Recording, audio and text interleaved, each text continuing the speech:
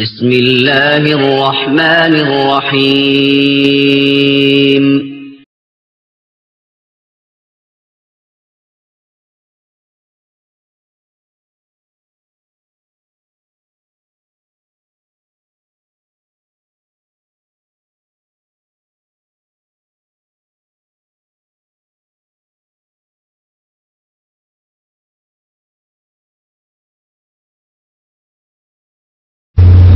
السلام عليكم ورحمة الله وبركاته. بسم الله الرحمن الرحيم. الحمد لله رب العالمين والصلاة والسلام على سيد المرسلين نبينا محمد وعلى آله وصحبه أجمعين. أما بعد فأعوذ بالله من الشيطان الرجيم. وأقيم الصلاة إن الصلاة تنهى عن الفحشاء والمنكر ولذكر الله أكبر والله يعلم ما تصنعون. সম্মানিত ভাতৃমণ্ডলী, আল্লাহ পাক রব্বুল আলমিনের যাবতীয় প্রশংসা যে আল্লাহ পাক এক ও একক, যিনি আমাদেরকে তার ইবাদত বন্দেগীর জন্য সৃষ্টি করেছেন,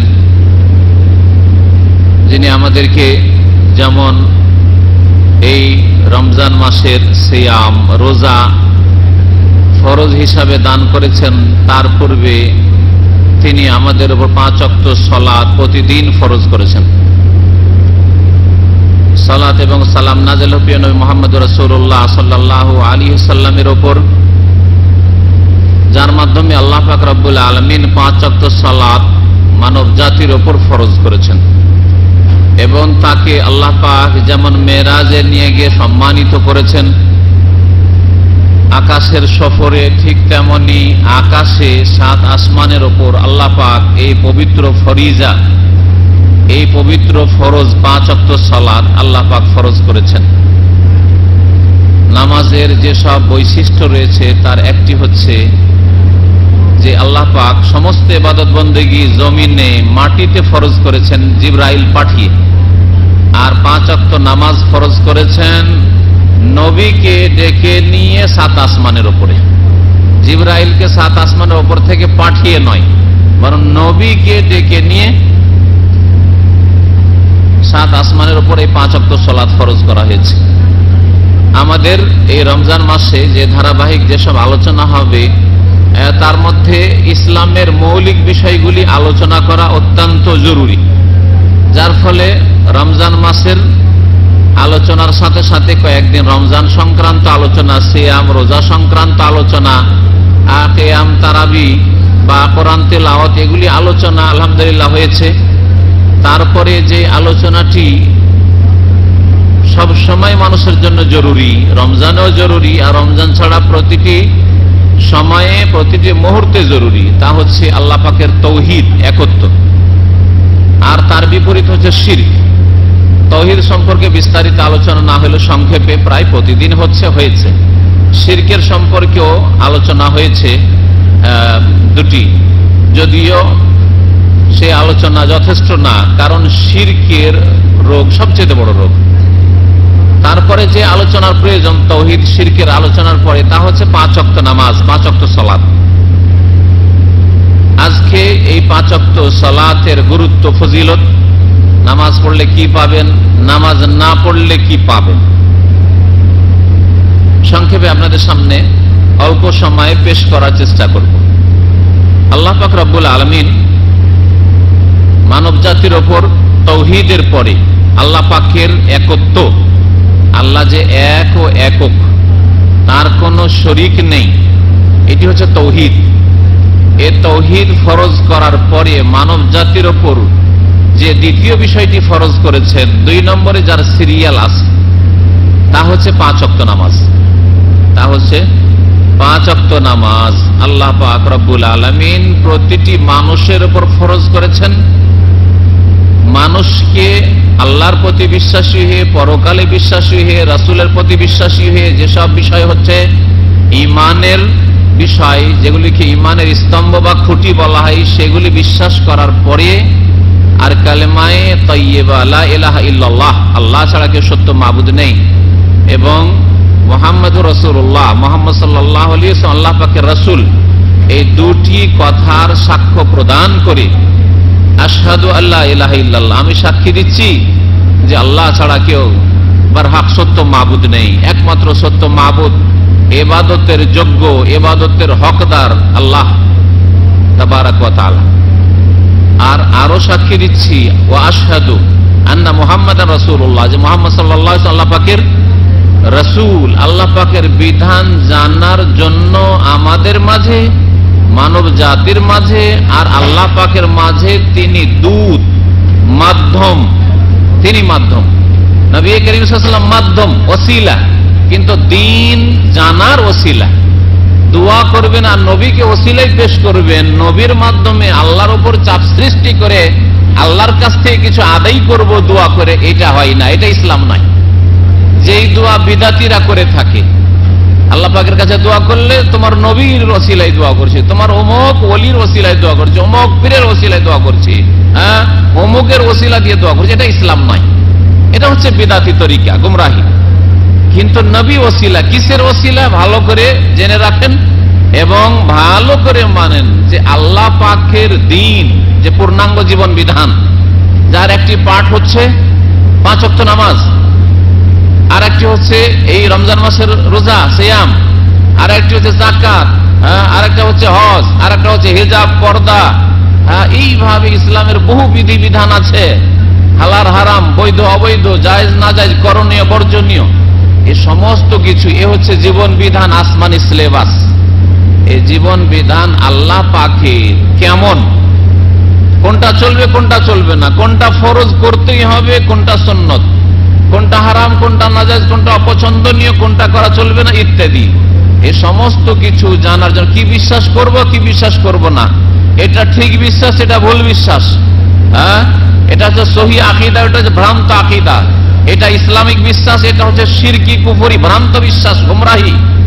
এই সমস্ত কিছু জানার জন্য ওসিলা মানে মাধ্যম। কে কে ওসিলা? মুহাম্মদ রাসূলুল্লাহ সাল্লাল্লাহু আলাইহি সাল্লাম। আল্লাহ পাকের শরীয়ত কোরআন কার উপর নাযিল হয়েছে? আবু বকরের উপর, ওমর, উসমান, আলীর উপর। মানে তারা মাধ্যম না, তারা মাধ্যম। মাধ্যম হচ্ছে রাসূল, রাসূল দূত। দূত একটা অফিস থেকে, আমাদের অফিস থেকে, ইফতার ক্যাম্প অফিস থেকে আসলে একজন দূত, আমাদের যে বস তার পক্ষ থেকে আমার কাছে একটা কানে এসে অথবা একটা লিখিত দিল, এই যে রেসালা নিয়ে আসলো, মেসেজ। আরবি মেসেজকে কি বলে আরবিতে? রেসালা। আর যে রেসালা বহন করে তাকে কি বলে? বাংলা বলে দূত, তাই না? ওকে বলে দূত। যে দূত যে বার্তাটা নিয়ে আসলো, তাহলে আল্লাহ পাক রব্বুল আলামিনের রিসালাত রয়েছে, মানে মেসেজ, পায়গাম। যেই পায়গাম নিয়ে এসছেন কে? পয়গম্বর। পয়গম্বর বুঝেন তো না? আমাদের দেশের মানুষ পয়গম্বর বলে না? মুহাম্মদ সাল্লাল্লাহু আলাইহি ওয়াসাল্লাম আখেরি পয়গম্বর, শেষ নবী, ওইখান থেকে পয়গম্বর। পায়গাম মানে হচ্ছে মেসেজ, রিসালা, সংবাদ, বার্তা। আর বার মানে বহনকারী, ফার্সি ভাষা। পয়গম্বর মানে যিনি বার্তা বহনকারী, যিনি বার্তাবাহী, বার্তা বহন করে নিয়ে আসছেন। তো যেমন আমার কাছে একটা বার্তা আসছে, ওই রকমই আপনার কাছেও মাঝে মাঝে বার্তা আসে, বাইরে থেকে আসে, দেশ থেকে আসে, বাড়ি থেকে আসে, আপনার মালিকের পক্ষ থেকে আসে। আল্লাহ পাকের পক্ষ থেকে যে মেসেজ এসছে তার নাম হচ্ছে আরবিতে রিসালাত। আর যার কাছে মেসেজ এসছে তিনি রাসূল। আর এই রিসালাত রাসূলুল্লাহ সাল্লাল্লাহু আলাইহি ওয়াসাল্লাম আমাদের পর্যন্ত, মানব জাতি পর্যন্ত পৌঁছে দিয়েছেন। তাহলে আমাদের মাঝে আর আল্লাহ পাকের মাঝে মাধ্যম, ওসিলা, রিসালা, মেসেজ, পয়গাম পৌঁছাবার কে? কে? জোরে বলেন। মুহাম্মদ সাল্লাল্লাহু আলাইহি ওয়াসাল্লাম। মুহাম্মদ সাল্লাল্লাহু আলাইহি ওয়াসাল্লাম তিনি পয়গম্বর, তিনি পয়গাম পৌঁছেছেন। নবী ছাড়া আর কারো মাধ্যমে আমাদের কাছে পয়গাম আসেনি। আপনার কাছে, আমার কাছে আবু হানিফার তরফ থেকে পয়গাম আসেনি, যে আবু হানিফা যা বলে গেছেন ওইটা মানতে হবে না। আপনার কাছে, আমার কাছে বা কোনো মুসলিমের কাছে ইমাম শাফির পক্ষ থেকে পয়গাম আসেনি, যে উনি নিয়ে এসছেন আল্লাহর কাছ থেকে আর আপনাকে দিয়েছেন, আপনি ইমাম শাফির পয়গাম নেবেন না, তাহলে উনি পয়গম্বর হয়ে যাবেন। ইমাম আহমদ বিন হাম্বলের পক্ষ থেকে আপনার কাছে পয়গাম আসেনি। ইমাম মালিকের পয়গাম আপনার কাছে আসেনি, যে আল্লাহর পয়গাম ইমাম মালিকের কাছে এসেছে, ইমাম মালিক আপনার কাছে পৌঁছেছে, ইমাম আবু হানিফা পৌঁছেছে, ইমাম শাফি পৌঁছেছে, ইমাম আহমদ পৌঁছেছে না।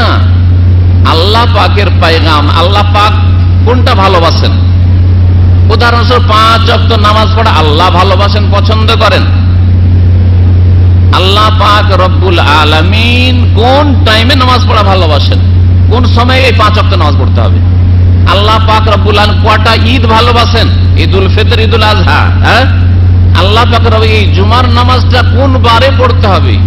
এই জুমার দিনে। যেমন ছুটি কে মানুষেরা নিজেরা চেঞ্জ করছে, কেউ বৃহস্পতিবারে, কেউ শুক্রবারে, কেউ শনিবারে, কেউ রবিবারে, ঠিক না?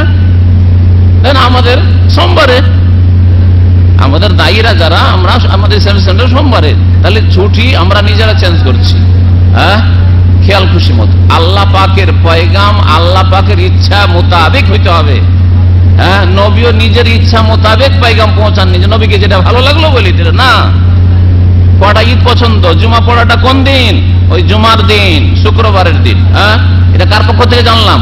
আল্লাহর তরফ থেকে। কার কাছে এসছে? নবী মুহাম্মদের কাছে এসছে সাল্লাল্লাহু আলাইহি ওয়াসাল্লাম, আর তিনি পৌঁছেছেন, সেজন্য তিনি রাসূল। তিনি রাসূল। তাহলে নামাজ 5 ওয়াক্ত 4 নয়, 6ও নয়। 5 ওয়াক্ত কত রাকাত নামাজ ফরজ? 17 রাকাত ফরজ। 16 না, 19ও না, 18ও না। কেউ যদি 18 পড়ে কবুল হবে না ফরজ বলে। হ্যাঁ, নফল পড়ুক, সে আলাদা কথা। হ্যাঁ, সুন্নত দিয়ে আরো বাড়ায়, সেটা আলাদা কথা। কিন্তু ফরজ নামাজ 17তে 16, 15 কবুল হবে না, ফজর ছাড়লেন, বাকি 4টা পড়ি, এইভাবেও আল্লাহ নিবেন না। আর আপনি বলেন যে না আমি একটু বেশি পারি, সেই জন্য ফজরে আমি 2 পড়বো না, 4 পড়বো, আল্লাহ 19ও কবুল করবেন না 17 জায়গায়। কারণ আল্লাহ পাক 17 পছন্দ করেছেন। এটা জানলাম কি করে? এটা জানার মাধ্যম ওসিলা মুহাম্মদুর রাসূলুল্লাহ সাল্লাল্লাহু আলাইহি ওয়াসাল্লাম। তাহলে এইখানে ওসিলা মুহাম্মদ সাল্লাল্লাহু আলাইহি ওয়াসাল্লাম। হ্যাঁ, জান্নাত পৌঁছানোর জন্য, জাহান্নাম পৌঁছানোর জন্য নবীকে ধরবেন যে আল্লাহ তোমার নবীর দোহাই জান্নাত চলে যাও, না, এটা হবে না। হ্যাঁ, নবীকে অনুসরণ করেন, নবী যা মেসেজ দিয়ে গেছেন আল্লাহর পক্ষ থেকে তা প্রত্যেকটি পালন করেন, তাহলে জান্নাত যাওয়ার ওসিলা, তাহলে জান্নাত যাওয়ার মাধ্যম। নবী যেই কর্ম করেছেন, যে কর্ম করতে বলেছেন, যে আকীদা রেখেছেন, বিশ্বাস রেখেছেন, যে বিশ্বাস রাখতে বলেছেন সেই বিশ্বাস আপনিও রাখেন, সেই আমল আপনিও করেন, সেই রকম চরিত্র আপনিও গঠন করেন, তাহলে নবী মুহাম্মদ সাল্লাল্লাহু আলাইহি ওয়াসাল্লামের ব্যক্তি ওসিলা নয়, নবী সাল্লাল্লাহু আলাইহি ওয়াসাল্লামের অনুসরণটা হচ্ছে ওসিলা। নবী সাল্লাল্লাহু আলাইহি ওয়াসাল্লামকে ফলো করা হচ্ছে জান্নাত যাওয়ার ওসিলা। নামাজের ক্ষেত্রে আসুন, কারণ নামাজের আলোচনার কথা বলেছি আপনাদেরকে, যে নামাজ তাহলে আল্লাহ পাকের পক্ষ থেকে ফরজ হয়েছে নবীর মাধ্যমে। নবীর মাধ্যমে নামাজ শিখতে হবে। কোন নামাজ পড়তে হবে? কার তরিকায় নামাজ, কার তরিকায় পড়তে হবে? তাহলে মুহাম্মাদুর রাসূলুল্লাহ সাল্লাল্লাহু আলাইহি ওয়াসাল্লাম কেমন নামাজ পড়েছেন, কেমন নামাজ পড়তে বলেছেন, সেই নামাজের শুরু কি ছিল, শেষ কি ছিল, কোনটা কথা দিয়ে, কোনটা কাজ দিয়ে নামাজ শুরু করতেন। নবী আউযুবিল্লাহ দিয়ে নামাজ শুরু করতেন, না বিসমিল্লাহ দিয়ে নামাজ শুরু করতেন, না নাওয়াইতু আন উসাল্লিয়া দিয়ে শুরু করতেন, না ইন্নী ওয়াজাহাতু দিয়ে শুরু করতেন, না আনা ইমামুন ইফতাদাইতু বিহা মুক্তাদি সাহেব ইফতাদাইতু বিহাযাল ইমাম, আর নবী ইমামতি করেছেন আনা ইমামুল লিমান হাজার আমাল্লাম ইয়াজুর দিয়ে শুরু করেছেন, নাকি আল্লাহু আকবার দিয়ে শুরু করেছেন? আপনাকে জানতে হবে, আপনাকে জানতে হবে। এতগুলি কথা বললাম, অনেকে আছে আউযুবিল্লাহ দিয়ে, আউযুবিল্লাহ শাইতানির রাজিম, আর তাকবীরের আগে অনেক আছে বিসমিল্লাহির রহমানির রহিম, হ্যাঁ, তারপরে নাওয়াইতু, হ্যাঁ, অনেক আছে নাওয়াইতু দিয়ে, অনেকে আছে, যতগুলি বলো সব রকম তরিকার লোক আছে পৃথিবীতে, বিশেষ করে বাংলাদেশ আর ভারতে আর পাকিস্তানে সব তরিকার লোক আছে, সব তরিকা, এটা দিয়েও শুরু করে, ওইটা দিয়েও শুরু করে, ওইটা দিয়েও শুরু করে, সব রকম নামাজ পড়ে। আর সারা পৃথিবী হইলে সব রকম নামাজ পাবে না। নবী করিম সাল্লাল্লাহু আলাইহি ওয়াসাল্লাম একটা দিয়ে শুরু করেছেন, আল্লাহু আকবার, ওখান দিয়ে শুরু করতে হবে, ওটা দিয়ে আপনাকে শুরু করতে হবে। তাহলে এই রিসালাত আল্লাহর পক্ষ থেকে এসেছে, নামাজ এখান থেকে শুরু হয়। আর সালাম ফিরলে নামাজ শেষ হয়ে যায়, সালাম ফিরলে নামাজ শেষ হয়ে যায়। আসসালামু আলাইকুম ওয়া রাহমাতুল্লাহ, আসসালামু আলাইকুম ওয়া রাহমাতুল্লাহ। তাহলে এইভাবে নামাজ আল্লাহ পাক দিয়েছেন নবীকে, নবী আমাদেরকে পৌঁছে দিয়েছেন, আর নবী সাল্লাল্লাহু আলাইহি ওয়াসাল্লামের হাদিসে মওজুদ রয়েছে। সুতরাং ওইভাবে নামাজ আদায় করতে হবে। নামাজ সম্পর্কে আমাদের আলোচনা, নামাজের গুরুত্ব ফজিলত আলোচনা করবো ইনশাআল্লাহ। তো আমাদের কাছে এক বিশিষ্ট শেখ কালকের মতো এসছেন, যিনি আমাদের আরবি শেখ মেহমান, তিনি হয়তো 5 মিনিট কিছু কথা বলবেন, আর ইনশাআল্লাহ তাআলা ওনার কথাগুলি আমি আপনাদের সামনে পরে বাংলা ভাষায় পেশ করে দেব।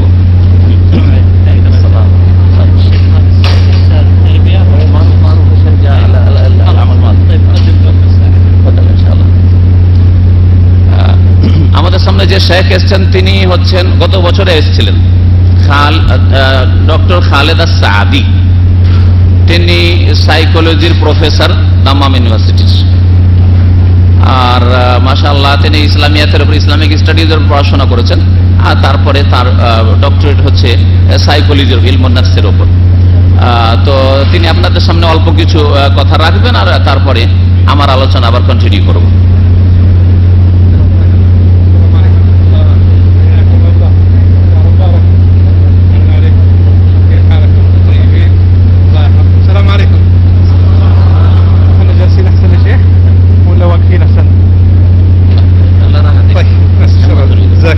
السلام عليكم ورحمة الله.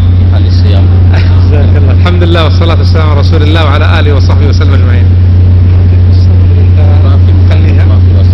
خليها بالفصحى وأنا أنقلها باللغة العربية. وبعدين أترككم يعني ولا كيف، ولا خلي نص نص؟ لا طويلة. يعني القصة عندنا بس هو فيها جوائز لو شاركونا هذا لما فيش. لا في جوائز. جوائز بالنهاية. أنا أعتقد أن عندنا المقيمات الثانية. طيب هذه قصة للنبي صلى الله عليه وسلم. الرسول صلى الله عليه وسلم في الحديث الصحيح أتى أعرابيا. النبي صلى الله عليه وسلم زار أعرابي، فالأعرابي هذا البدو من البادية أكرم النبي صلى الله عليه وسلم، فقال له الرسول عليه الصلاة والسلام تعهد نأتنا، أي ائتي إلينا مرة إلى مكاننا. فأتى هذا الأعرابي للنبي صلى الله عليه وسلم، فقال له الرسول عليه الصلاة والسلام سل حاجتك، اطلب ما تريد. فقال الأعرابي ناقة برحلها وأعنزا يحلبه أهلي. أنا ودي تبين لهم الآن هذه النقطة حتى نكمل. برحلها الناقة اللي ما فيها، يريد الناقة والعنز. العنز اللي هو غنم.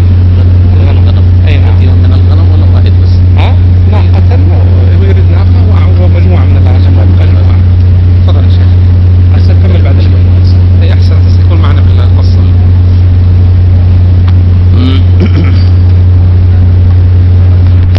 সম্মানিত ভাতৃমণ্ডলী, শেখ বলছেন যে আমি একটা ঘটনা আসলে পেশ করব আপনাদের সামনে শিক্ষার উদ্দেশ্যে, এমনি কিস্সা নয়, তার থেকে কিছু শিক্ষণীয় বিষয় রয়েছে। তো এই কিস্সাটা একসাথে না বয়ান করে উনি এক দুটো করে লাইন বলবেন, আর তারপরে তখন আমি সেটা বাংলায় বলে দেবো, তাহলে সুবিধা হবে। বলছে যে একজন বেদুইন আসলো, বেদুইন বাদিয়া থেকে, মানে গ্রাম অঞ্চল, পল্লী গ্রাম, মরুভূমি থেকে, যারা মরুভূমিতে বাস করে, যাযাবর আসলো। আসার পরে নবী করিম সাল্লাল্লাহু আলাইহি ওয়াসাল্লাম প্রথম তার সাথে সাক্ষাৎ করেছিলেন, তখন খুব বেশি কথা বলেছিলেন, আর নবী সাল্লাল্লাহু আলাইহি ওয়াসাল্লামের কাছে অত সময় নেই। তখন নবী সাল্লাল্লাহু আলাইহি ওয়াসাল্লাম বলেছেন ঠিক আছে, পরে তুমি আমার সাথে দেখা করো, পরে তুমি আমার সাথে দেখা করো। আসলো পরে, সে হয়তো কয়েকদিন পরে আসার পরে নবী করিম সাল্লাল্লাহু আলাইহি ওয়াসাল্লামের সাথে দেখা করলো। সেই সময় নবী সাল্লাল্লাহু আলাইহি ওয়াসাল্লাম বললেন যে সাল হাজাতাকা, তোমার কি প্রয়োজন বলো, তুমি কি চাও। তখন একজন বেদুইন মানুষ, যাযাবর মানুষ, যারা সভ্যতা জানেনি, কি চায়, তার সীমিত চিন্তাধারা, তার সীমিত চিন্তাধারা সে বলল যে আমি একটা উষ্ট্রি চাই, এমন উষ্ট্রি চাই যেটা দুধ দিতে পারে, যে প্রতিদিন সে দুধ পাই আমি, আর কিছু ছাগল চাই, একটা ছাগলের পাল চাই, যাতে করে আমার জীবিকা নির্বাহ হয়ে যায়, এটাই আমি চাই। بعد هذا الرسول لما قال سل حاجتك وقال هذا أعنزا برحلها وناقة برحلها وأعنزا يحلب أهلي، الرسول صلى الله عليه وسلم في هذا الوقت قال أعجزتم أن تكونوا مثل عجوز بني إسرائيل. الصحابة ومنهم هذا الأعرابي قالوا وما عجوز بني إسرائيل؟ فقال النبي بدأ يقص قصة عجوز بني إسرائيل، وهي قصة عظيمة ومهمة.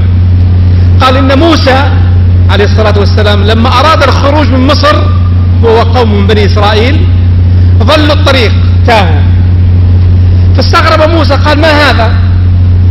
فقال علماؤهم، علماء بني إسرائيل، نحن نحدثك إن يوسف اللي هو النبي يوسف قبل موسى أخذ علينا عهدا وميثاقا أن لا نخرج من مصر إلا هو معنا، لابد يكون يوسف مع بني إسرائيل حينما يخرجون من مصر، ويوسف في ذاك الوقت قد كان مات. طيب موسى ايش قال هنا؟ قال ومن يعلم قبر يوسف؟ العلماء قالوا ما في أحد يعرف قبر يوسف إلا عجوز، امرأة عجوز. قالوا ادعوها، فأتت العجوز بين يدي من؟ موسى عليه الصلاة والسلام، فقال لها دلينا على قبر يوسف. قالت لا والله لا أفعل أبد إلا أن تعطيني حكمي، أنا عندي شرط، تعطيني الشرط أنا أعطيك أدلك وين قبر يوسف. قال لها وما شرطك؟ قالت أكون معك في الجنة. تعرف أن الأنبياء في الجنة.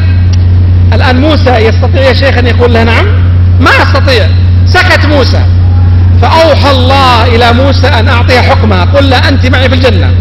فقال لها ذلك. الله يرزقنا وإياكم الجنة يا رب.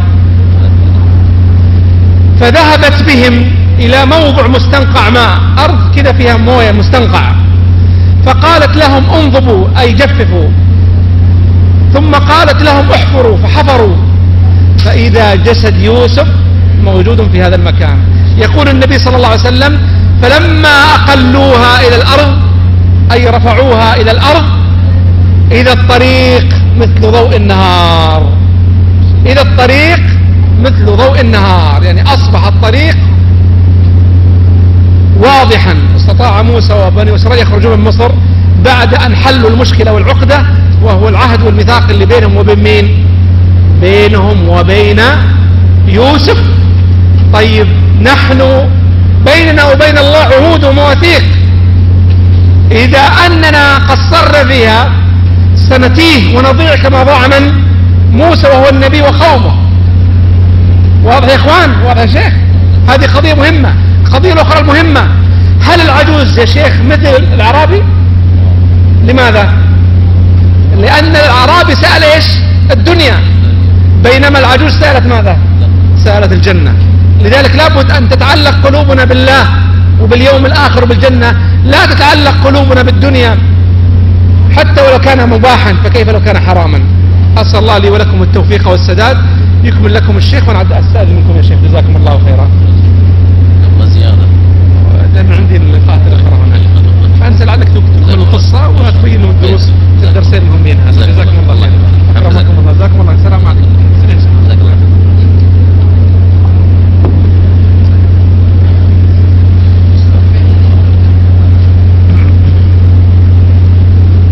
সম্মানিত ভাতৃমণ্ডলী, শেখ খালেদা সাদি হাফেজাহুল্লাহ তাআলা, আল্লাহ পাক তাকে উত্তম প্রতিদান দান করেন, জাযাহুল্লাহ খাইরান। তিনি যে ঘটনাটি বললেন ছোট্ট ঘটনা, তবে অত্যন্ত গুরুত্বপূর্ণ ঘটনা। তার প্রথম অংশটা আপনারা শুনেছেন, বাকি অংশটা আমি পুরা করছি।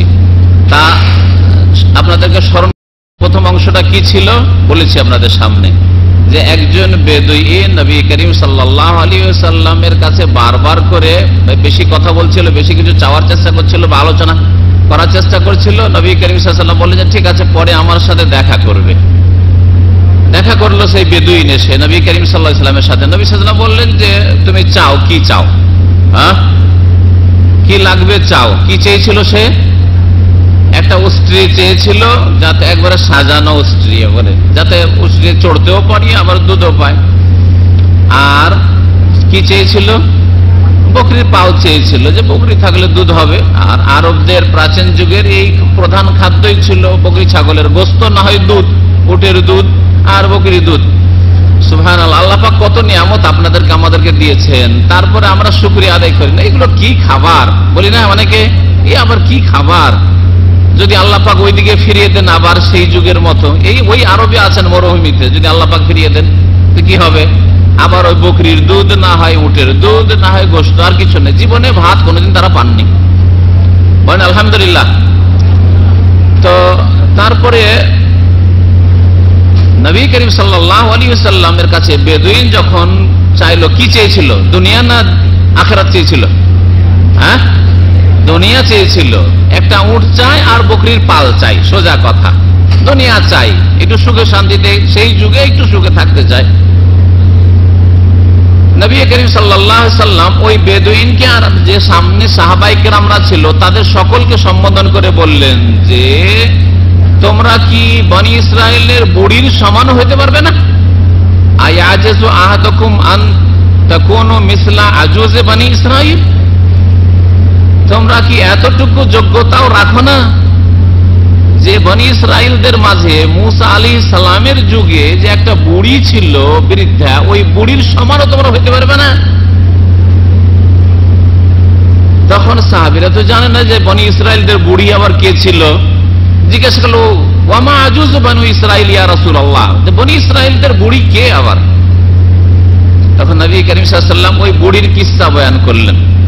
বুড়ির ঘটনা হচ্ছে এই যে ফিরআউনের জুলম অত্যাচারের যুগে যখন মুসা আলাইহিস সালাম তার জাতি বনি ইসরাইলদেরকে নিয়ে রাতারাতি বেরিয়ে যাবেন, প্রস্তুতি নিচ্ছেন যে বেরিয়ে যাবে মিশর থেকে, আমরা বেরিয়ে যাবো বনি ইসরাইলদের। বনি ইসরাইল কতদিন আর গোলামি করবে, কতদিন জুলম অত্যাচার বরদাস্ত করবে?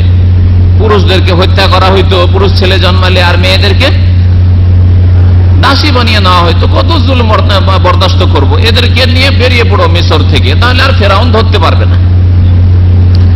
এই প্রস্তুতি নিচ্ছিলেন, বেরোবেন, কিন্তু রাস্তা হারিয়ে দিলেন, রাস্তা খুঁজে পাওয়া যায়নি। বেরিয়েছেন মিশর থেকে, রাস্তা হারিয়ে গেছে। যেমন অন্ধকারে মাঠে ঘাটে আমাদের দেশের মানুষের রাস্তা হারিয়ে দেয়, অনেকে কোথা থেকে কোথায় চলে যায়, তো রাস্তা পাওয়া যায় না, রাস্তা পাওয়া যায় না। মুসা আলাইহিস সালাম বললেন, ব্যাপারটা কি? আরে এত চলছি কিন্তু রাস্তাই পাচ্ছি না, মিশর থেকে বের হইতেই পারছি না, কি ব্যাপারটা কি? তখন বনি ইসরায়েলের যারা পণ্ডিত ছিল, জ্ঞানী ছিল, তারা বলল যে দেখেন, আমরা পুরাতন যুগের লোক, মুরব্বী লোক, আমরা জানি যে ইউসুফ আলাইহিস সালাম যে আমাদের পূর্বপুরুষ নবী ছিলেন, তিনি বনি ইসরাইল মানে ওই ইউসুফ আলাইহিস সালাম আর তার যে পিতা ইয়াকুব আলাইহিস সালামের বংশধরকে বনি ইসরাইল বলা হয়, সেই বংশেরই নবী মুসা আলাইহিস সালাম, মুসা আলাইহিস সালামের যুগ। আর তার আগে কয়েকশো বছর আগে ইউসুফ আলাইহিস সালাম যখন ইন্তেকাল করেন, ইন্তেকালের সময় তিনি আমাদের থেকে একটা চুক্তি নিয়েছিলেন। চুক্তিটা ছিল যে দেখো, তোমরা যদি বনি ইসরাইল কোনদিন মিশর ত্যাগ করো, মিশর থেকে চলে যাও, তাহলে আমার এই মৃত দেহ রেখে যাবে না, আমাকে সাথে নিয়ে যাবে, আমাকে সাথে নিয়ে যেতে হবে। এই ইউসুফ আলাইহিস সালাম যে বলেছিলেন আমরা নিজেরা বেরিয়ে গেছি, ইউসুফের কবর এখানে আছে, তো ইউসুফ আলাইহিস সালামকে যেহেতু আমরা নিইনি সাথে, সেই জন্য মনে হয় রাস্তা পাচ্ছি না, রাস্তা হারিয়ে দিচ্ছি। তাই নাকি? হ্যাঁ, এই ওয়াদা আছে, কিন্তু বনি ইসরাইলদের সাথে ওয়াদা নিয়েছেন ইউসুফ আলাইহিস সালাম যে আমাকে ছেড়ে তোমরা মিশর থেকে কোথাও যাবে না, আমাকে সাথে নিয়ে যাবে। তাহলে ইউসুফ আলাইহিস সালাম কবর কোথায় দেখাও? বলছে আমরা তো জানি না, তবে জানি যে ইউসুফ আলাইহিস সালামের কবর মিশর দেশে আছে। কে জানে? বলছে একজন বুড়ি আছে মিশরে, একটা বৃদ্ধা আছে, ওই বৃদ্ধা জানে যে ইউসুফ আলাইহিস সালামের দাফন কোথায় ছিল, অনেক বয়স তার, চলো ওই বুড়ির কাছে। যাই হোক, বুড়ির কাছে গেল, বুড়িকে জিজ্ঞেস করলো যে ইউসুফ আলাইহিস সালামের কবর কোথায় আছে। বুড়ি বললো যে দেখো মুসা, বাবা আমি বলে দিব যে ইউসুফ আলাইহিস সালামের কবর কোথায় আছে, তবে একটা শর্ত আছে, একটা আমার দাবি আছে তোমাদের কাছে, সেটা মানতে হবে। যে কি দাবি, কি শর্ত বলেন দেখি?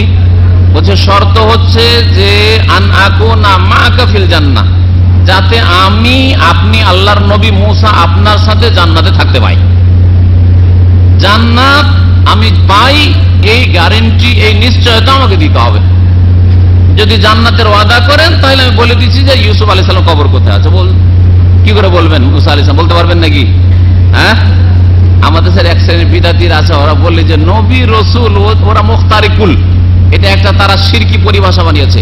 ওরা যাকে ইচ্ছা জান্নাত, যাকে ইচ্ছা জাহান্নাম, যাকে ইচ্ছা উদ্ধার করে দিল দুনিয়া, যাকে ইচ্ছা ফকির করে দিল, নাকি নবী ওলিরা করতে পারে।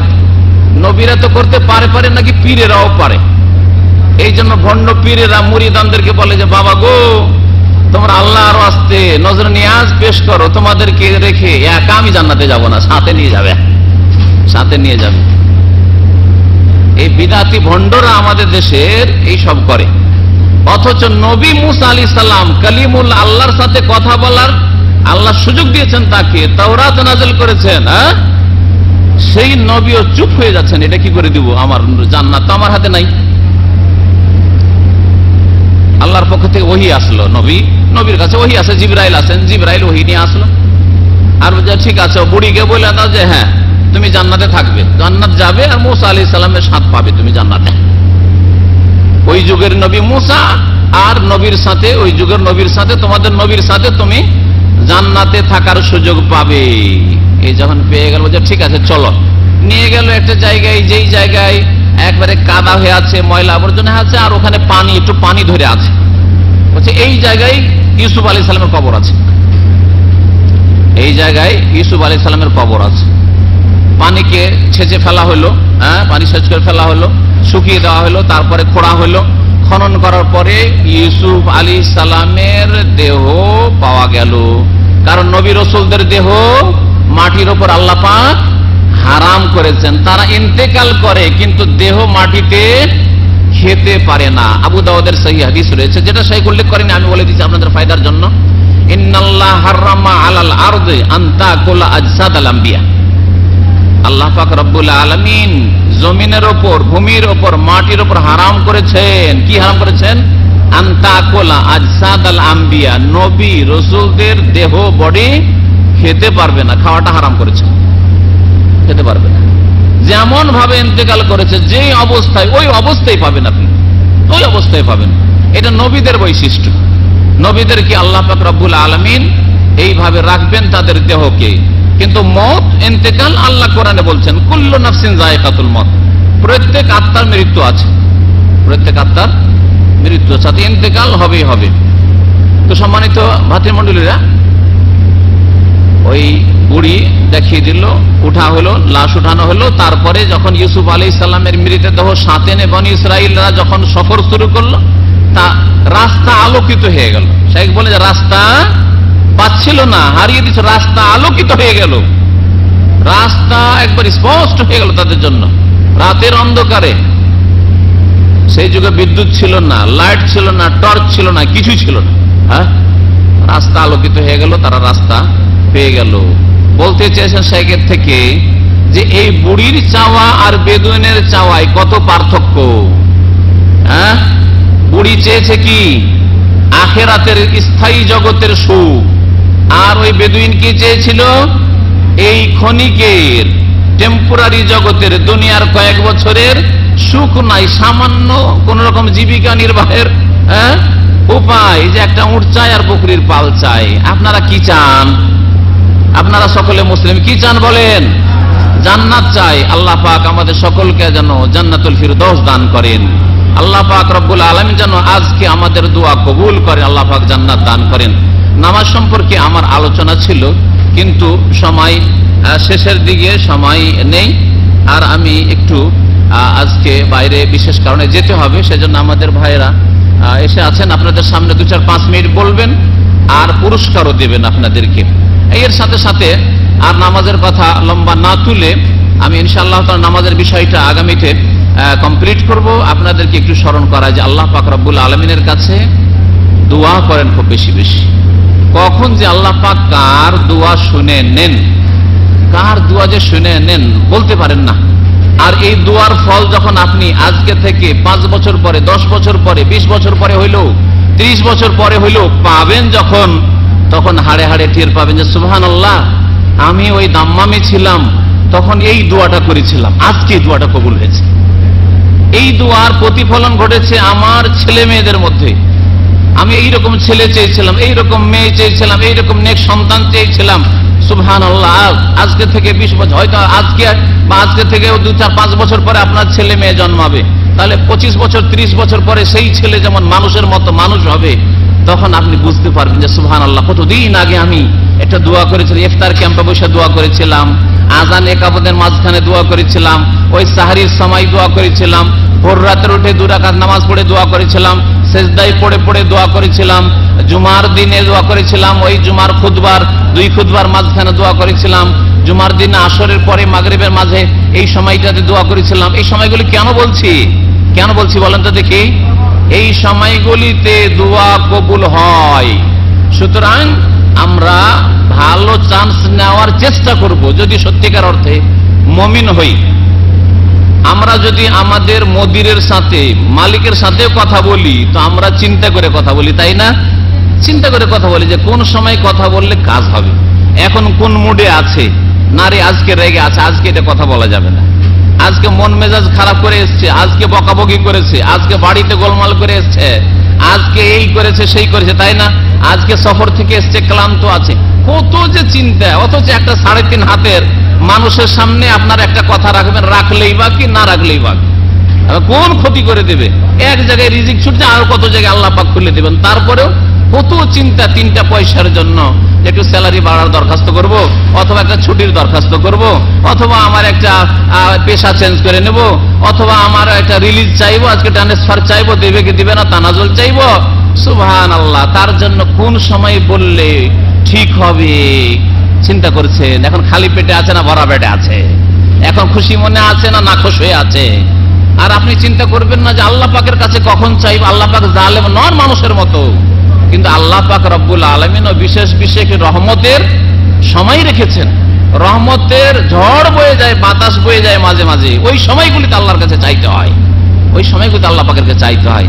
ইফতারির সময় একবারে সবচেয়ে বেশি খিদা লেগে আছে, সারা দিনে যতই খিদা লেগে থাকুক না কেন, এই সময়তে সবচেয়ে বেশি পেটে খিদা আছে, পিপাসা আছে, এই সময় খাবার সামনে আছে, এই সময় আপনি ইচ্ছা করলে ঘরে লুকিয়ে খেতে পারেন, খিদা লেগেছে না, খাবার ঠান্ডা হয়ে যাচ্ছে, স্বাদ কমে যাচ্ছে না, যতক্ষণ আল্লাহু আকবার আযান না হবে, যতক্ষণ সূর্য না ডুববে, ঘড়ি না বলবে যে সূর্য ডুবেছে, ততক্ষণ আমি খাবো না, পান করব না। আল্লাহ পাক এই দৃশ্যগুলি দেখছেন, আল্লাহ পাকের রহমতে নাজর, আল্লাহ পাকের কাছে দোয়া করেন। এক শ্রেণীর লোকেরা শুধু আখিরাত চাই, বুঝে না দুনিয়াও আল্লাহ চাইতে বলেছেন। আর এক শ্রেণীর লোক একেবারে মূর্খ, তারা শুধু দুনিয়া চায় না, দুনিয়া অল্প দিনের, তারপরে দুনিয়া চাইতে হবে। আল্লাহ পাক রব্বুল আলামিন শিখিয়েছেন দোয়া, রব্বানা আতিনা ফিদ দুনিয়া হাসানা ওয়া ফিল আখিরাতি হাসানা ওয়া কিনা আযাবান্নার। আল্লাহ দুনিয়ারও কল্যাণ দাও আর আখিরাতের কল্যাণ দাও, আর ওয়া কিনা আযাবান্নার, জাহান্নামের আযাব থেকে আমাদেরকে রক্ষা করো। দুনিয়ার কল্যাণে সব কিছু চাওয়া চলে আসবে, তারপরে একটা একটা করে চাইতে পারবেন। আপনি অসুস্থ, আল্লাহ সুস্থতা দান করো, আপনার অভাব আছে, আল্লাহ অভাব দূর করো, আপনার মানসিক অশান্তি আছে, আল্লাহ দূর করো, আপনার ছেলে মেয়ের প্রয়োজন, আল্লাহ ছেলে মেয়ে দাও, নেক সন্তান দাও, স্ত্রী বিয়ে করেননি, আল্লাহ তার জন্য দোয়া করেন আল্লাহ পাকের কাছে, আল্লাহ এই দাও সেই দাও। আখিরাত চান, আপনি গুনাহ করেছেন, তওবা করেন, আল্লাহ পাক রব্বুল যেন আমাদের সকলের গুনাহ খাতা মাফ করে দেন, জান্নাতুল ফিরদৌস দান করেন। আল্লাহ পাক দুনিয়াতেও সুখী করেন, আখিরাতেও সুখী করেন। রব্বানা যালামনা আনফুসানা ওয়া ইল্লাম তাগফির লানা ওয়া তারহামনা লানাকুনান্না মিনাল খাসিরিন। সুবহানা রাব্বিকা রাব্বিল ইজ্জাতি আম্মা ইয়াসিফুন ওয়া সালামুন আলাল মুরসালিন ওয়াল হামদুলিল্লাহি রাব্বিল আলামিন।